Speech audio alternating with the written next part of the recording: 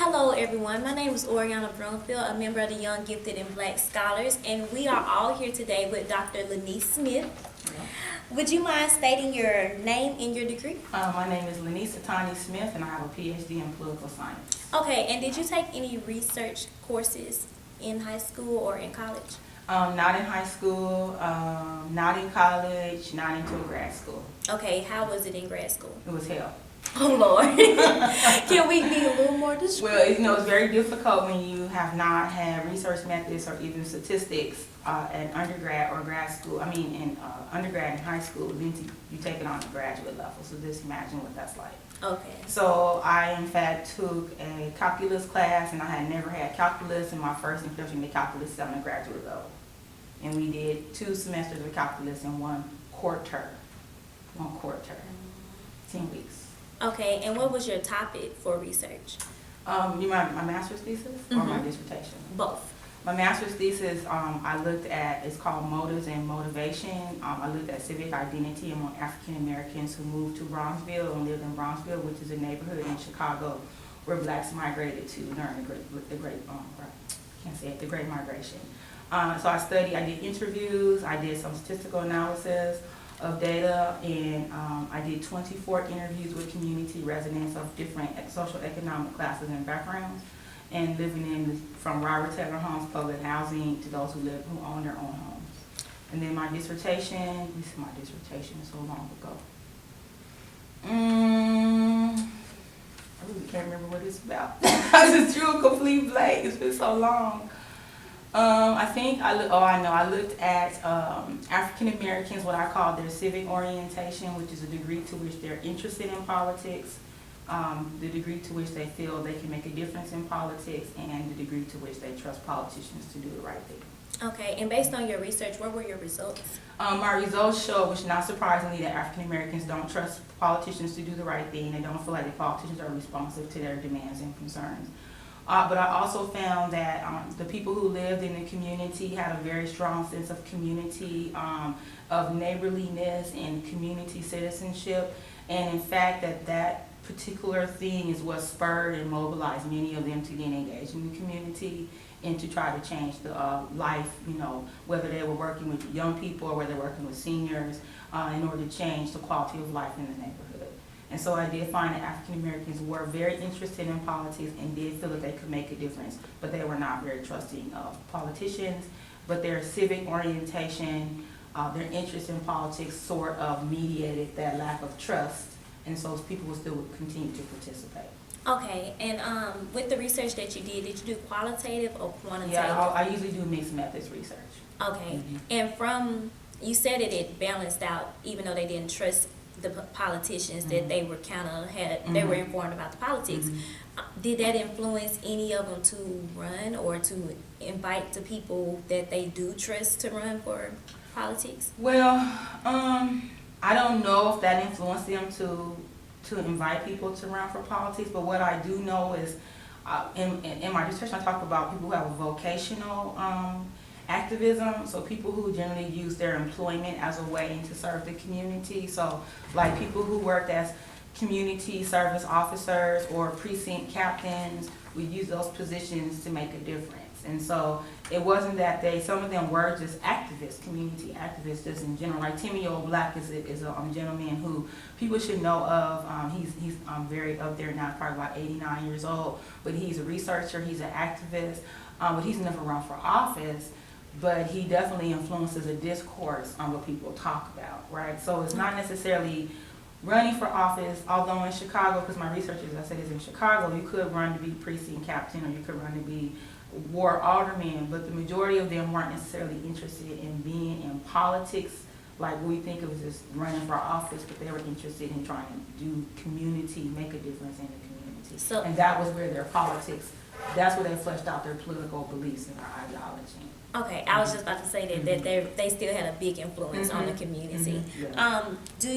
How important do you think it is for undergraduates to complete a course in research methods? I think it's essential, and in fact, when I was teaching research methods, I generally teach as an applied course, meaning, and I always say this, if your boss comes to you and says, hey, we spent $800, we spent $8,000 on this program to increase the number of students, let's say, who are studying math and science. How are they doing, right? How much of that money did we spend? How many of those students graduated from high school? How many of them went into STEM sciences? And so you need to be able to find that out for your boss, right? And so the first question you're going to ask is, well, okay, what information do I need to answer this question, right? And so that gets to answering your research. What's the question he's answering? What information do you need to answer the question? And then how would you get that data? And then how would you analyze that data, right? And so it's not that you're not going to go out and write, you're not going to go out and do a census analysis of 150,000 people in the census database. Most people aren't going to do that kind of work. But a lot of people are going to have to write reports and to account for money and account for programming and where we are on benchmarking for any issue for any employer. So that's the way that I teach research methods. How would you answer this question?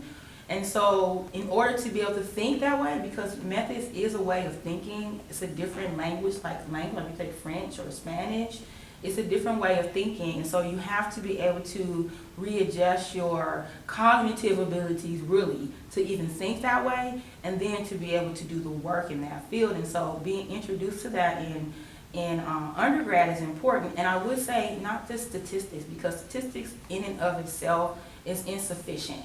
A lot of people take statistics, like my sister is struggling with it right now. She's like, I just don't understand, I just don't understand. What does this have to do with anything? And the way that it's taught, it doesn't have nothing to do with anything, right? Because it's taught kind of in a vacuum. It's not really taught in a way of, if you want to know how many people in Black Lives Matter have been assaulted by the police department, you can say, I've taken statistics, well, I'm going to do an F test or a T test or an analysis of variance to find it out.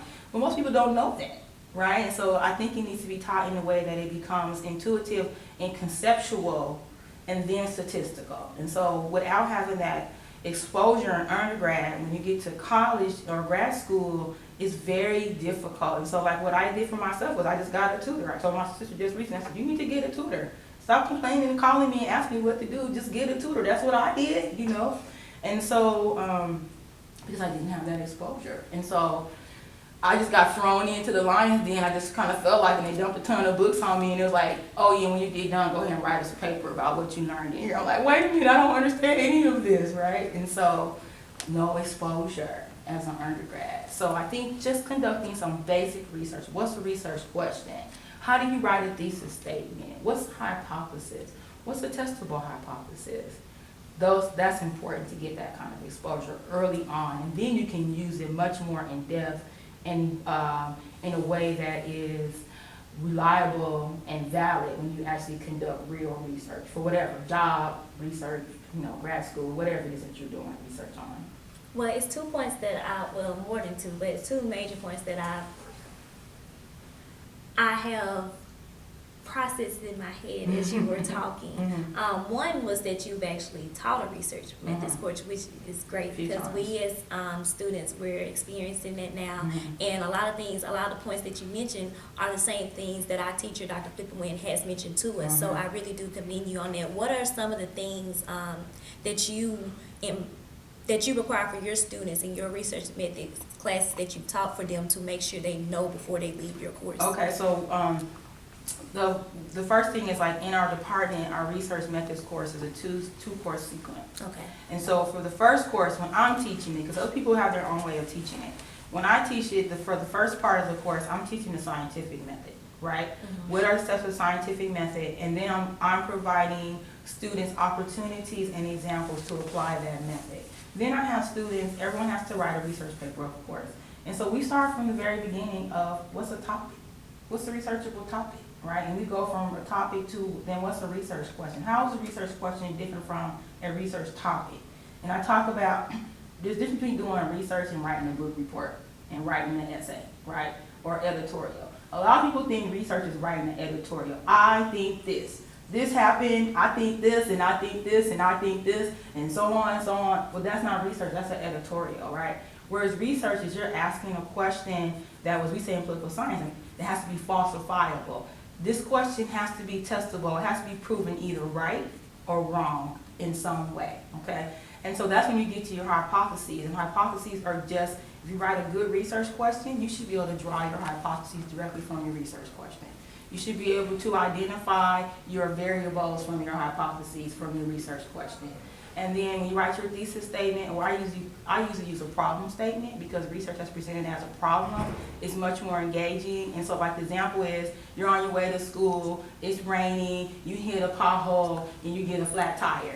And you left your credit card at home that day. What are you gonna do to get off the side of the road? That's a problem, right? That's research deals with problems is much more interesting to answer a question to say, I'm gonna discuss how to get off the side of the road when you have a flat tire. It's kind of, you need a jack. That's me. That's kind of like, exactly. Somebody jack your car and you get that old tire off, put that new one on.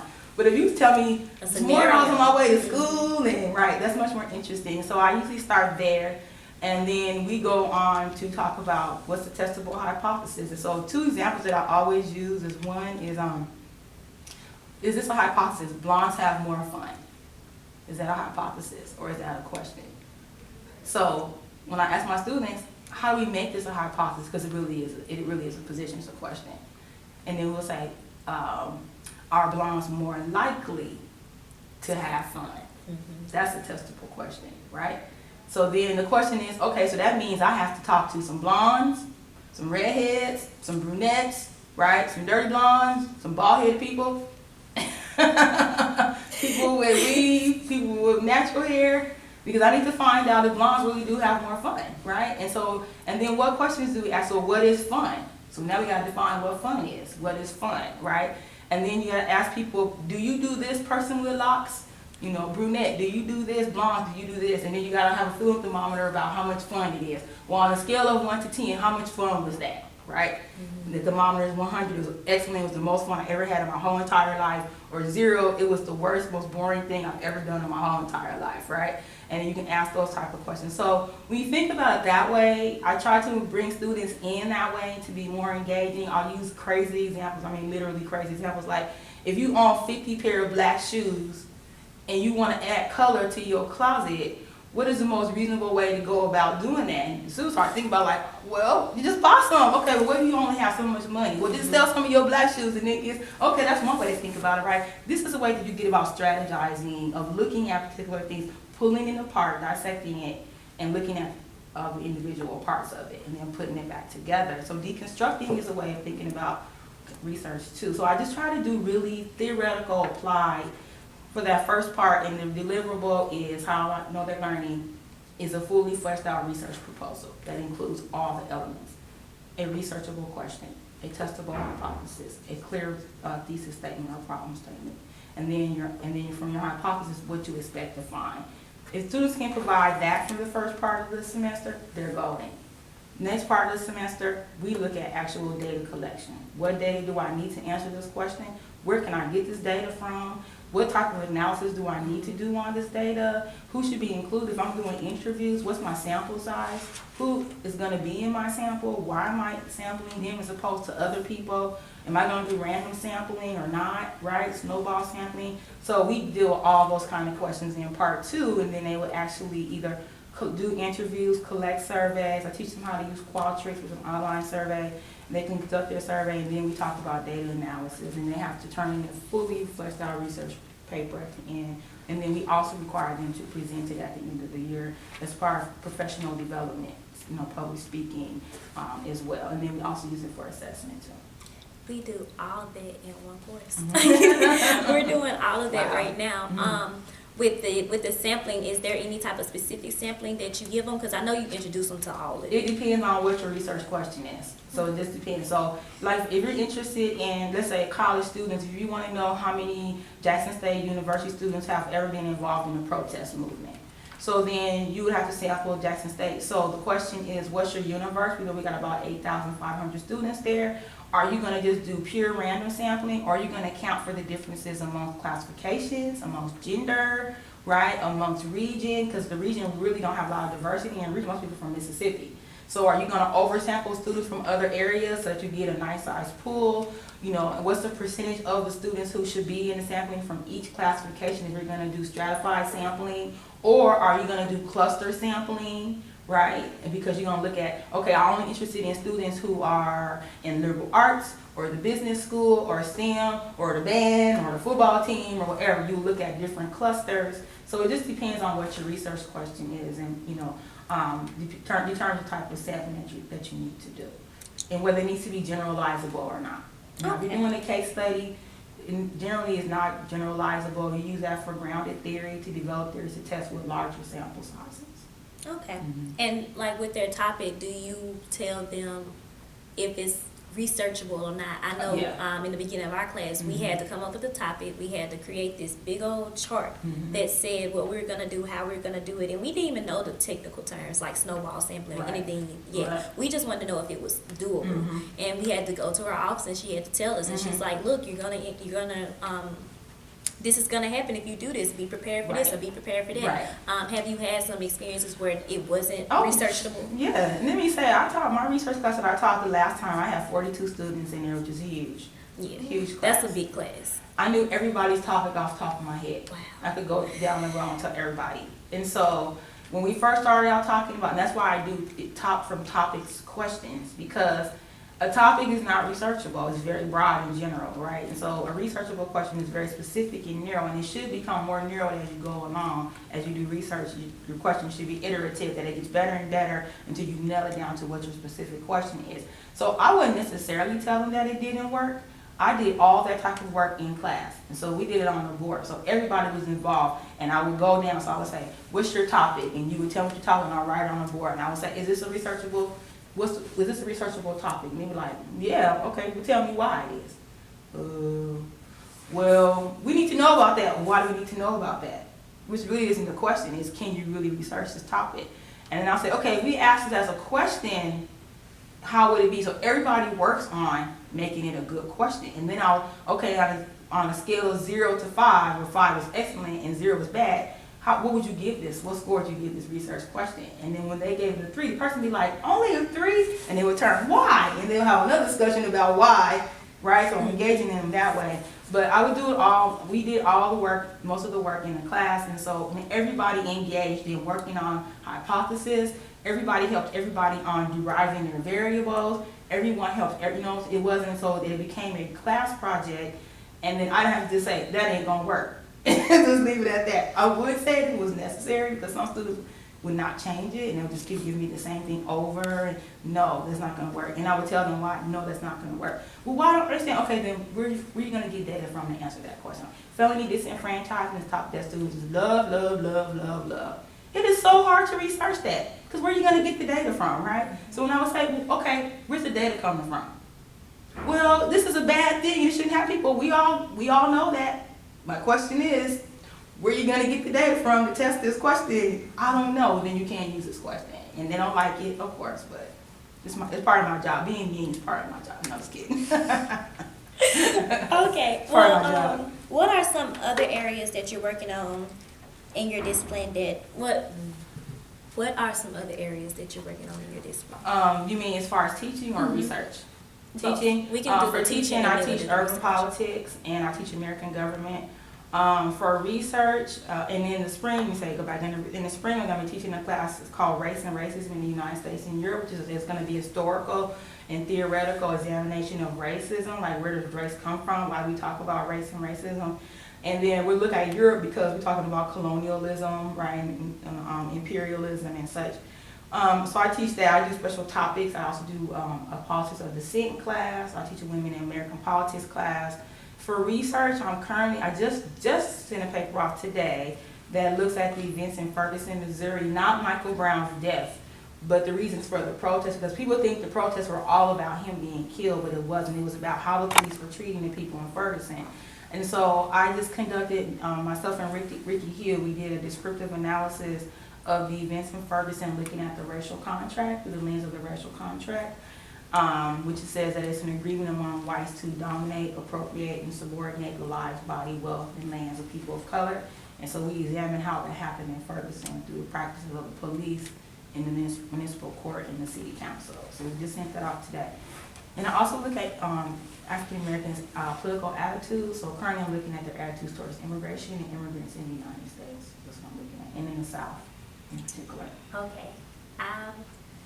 It's a lot of history and a lot of current events mixed in together. What was your major? Starting off in undergrad. Political science. I figured I had to know. And I wish I would have did something else, but I didn't think about it till I got, I just loved it, and it was the most interesting to me. But I wish I would have done something else too. I wish I would have, broadened a little bit more. But I did take some sociology classes and some English and some writing and stuff like that. But it's been basically political science. Like, I had to be forced to take other stuff. So my advisor said, okay, now you have to take other stuff. Like, but I don't want to, but you must. So fisheries, I took fisheries. You guys want to know about fish? Everything and more than you ever want to know about fish. That's what that class was about. Well, with some of the courses that you're teaching today, how do you feel to even present that information? Because a lot of the things that you've said, I wouldn't even think those courses would be offered, or even that's something that I would want to take if I had the time. What creative ways do you, or methods that you use to present that type of information? Because those are very some very sentimental topics as well. We talking about racism, With the racism. I don't know. I can't really answer that question because I don't know how I'm going to present things until you do it. Until I do it, and until I'm thinking about, okay, well, tomorrow we're going to talk about Congress, or we're going to talk about urban service delivery. So I don't know, but generally I try to. I always lecture, which is key because students here don't like to read, just gonna be honest. And then I try to always complicate the discussion by asking questions about, okay, so what, and looking at current events. So if this happened, what does this imply for urban service delivery? Like in Jackson is usually my case study from urban politics a lot because they have a lot of urban issues, crime and infrastructure. But then I also try to globalize it a little bit, and that's why for the race class we're looking also at Europe too, not just the United States, because we are more of a global society. So generally I tend to focus on theory because from University of Chicago we're theoreticians. We're either a theoretician or you're a statistician or a combination of the two. I'm a theoretician. That's what we learn to do. That's what I do. So I generally present my course topics from a very theoretical and conceptual level, and then with discussion, facilitated discussion, and I try to add items that may of interest, so additional readings or websites or video clips or documentaries or just different things like that. I also do simulation games in my American government class. Just Tuesday we played, we were Congress, and they had to develop a budget. Everybody had different budget priorities, and so that was interesting. So simulations, I try to do those kind of things too. Okay. Do you have any advice for budding researchers? For budding researchers, read. Read broadly. Read widely. Don't let people shame you for what you read. Because when I'm on my downtime, I have read the what's the new Hunger Games trilogy. I've read that. I have read all the Harry Potter books. I have read Mars books, Burroughs books, John Carter. I read all those, but I also read stuff like econ books and theory of the leisure class. And so read broadly, read literature, because reading helps your writing. And I know a lot of students think that reading and writing are separate, but it's not true, because you see how other people write, and also you develop your vocabulary and you develop your style and your voice. And so reading other people's work definitely helps you with that. I would say research what you're interested in. Don't let people tell you what to research, because that'll be the most grueling, dreary research that you will ever do, because you have to pick something that you're interested in enough to finish it. Or to find out. To finish it. If you pick a topic that you're not interested in, you're not gonna be motivated to finish that topic. You're gonna have every excuse about why you can't write today, why you can't read this article, about why you can't go, because really at the bottom of it, you're not interested in that topic. So don't let people tell you what to be interested in either, because people will tell you that. You be interested in what you're interested in, and that's what you research on. I would say learn all the methods that you can. So get books to read up on different types of methods, and even when you learn how to use a method, read new things about that method, because research changes and people debunk certain things or certain techniques. So if you don't read, you don't know that. You might be reading a technique that has been shown to be invalid for answering types of questions. So always look at the articles, at research articles, find model articles. Find Model articles. So if you have a topic that you're researching, you find an article that's specifically on your topic, and you like that article, use it as a model for conducting your research. Don't plagiarize it, but look at how method they use. Look at how they got data, what data did they use, what things did they read, right? And use it as a model to guide you as you go through the research process. And that helps a lot. It really does. And so even when you think you're forgetting things, you can look at that. I always tell my students too to keep your question in your mind when you're reading, because you can get taken away by stuff that you read. So with any day that you sit down to read for your research, write your question at the top of your note page. That's smart. Because what happens is once you start reading, like, oh, that's interesting, and you read over here, and then you're like, oh, that's interesting, and you read over here, and then you read over here, and you're like, oh man, it's nothing to do with back over here. You gotta come back over here, and you're like, now where was I? And so reading will take you afar. So to stay focused, I always write my question on the top of my note page that day, so I know specifically what I'm reading for today, and don't waste time with this, and this, which probably are just footnotes and not the focus, right? We get caught up on the footnotes, and at some point you gotta stop reading. I think everybody needs to, and you gotta stop revising. I mean, at some point you have to. So you have to think about the value added. Is reading this one more article gonna really help me with my argument? Is reading this one more book, like this, you've already done your reading, but we read to stall. So is reading this one more book gonna really help me with my article or my paper? Probably not. Right? Is revising this one more time after like the 10th revision really gonna make it that much better? Probably not. Now you're just like moving commas around, right? So at some point you have to stop reading and write and get over the fear, because that fear is always there. It's not good enough. This sucks. You know what you're talking about. Who do you think's gonna read this, right? You have to like shut the critic off and just write. So stop reading at some point. You have to stop reading and write. And then also I would say, you have to stop revising. At some point, you have to say to yourself, it's never going to be perfect. I could spend 10 years revising this one piece, and even after 10 years, somebody's still going to read it and find a typo. Because that's just how it works.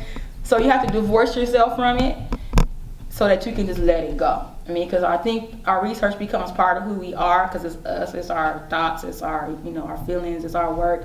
And you kind of don't want people to make you change things of it, but this is really good writing, well, it is good writing, but it doesn't help your paper at all, so you need to get rid of it. So at some point you have to divorce yourself and let it go, like, okay, send your child out into the world and see how they do. And that's hard. I mean, as a researcher, that's hard, and pressing the send button is hard too sometimes. Pressing the send button, like, you gotta turn it in, and you kind of really don't want to. You gotta press the send button at some point. You have to let it go. You have to send your baby out into the world and hope that you raised it right. That's what your parents do with you, isn't it? Hopefully we raised it right. Hopefully you raised it right. All right, guys, do you have any questions? Y'all? What? 28 minutes. Good. Well, I thank you so much, Dr. Thank you. Smith, for this Thank you for asking me. conversation. You gave us a lot of insight on what we need to do going forward with our project, and we'll definitely let you know the end. Yes, let me know. I would love that. Yeah. We would love for you to. We present November 30th. Am I correct, guys? We present November 30th at 10 a.m. in the California room at the East Center. We'll love if you. California. In the East Okay. Center. If you're not teaching, we'll love for you. Yeah, to can you stop by. please email me that, because if I have class too, I think I'll bring my class too. So we'll see. Perfect. I need to know the date for that. All right. Thank you. Thank y'all. And I can email